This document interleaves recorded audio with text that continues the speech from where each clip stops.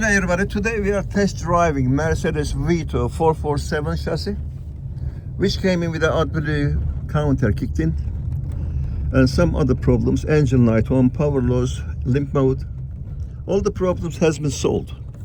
We are test driving the vehicle with the owner driver. Sir, what can you tell us? How was your van driving before and how is it driving, responding now? It's a very nice response. Effortless. Effortless. Effortless is the word I would use. Okay.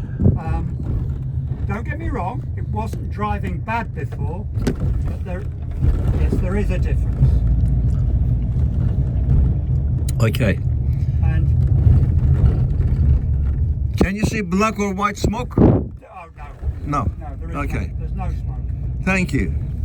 We have another positive feedback for Moorhouse Garage Ltd and SupremeDPFCleaning.com, located in Westerham, Kent. Our postcode is Tango November 16 to Echo Tango. You can reach me on 07 533 636 194 with your problems, with your DPF problems, EGR, AdBlue, NOx, SCR, high fuel consumption, black or white smoke issues. We are the masters for what we do. Please click on like button and subscribe my channel for further more educational videos. Thanks for watching.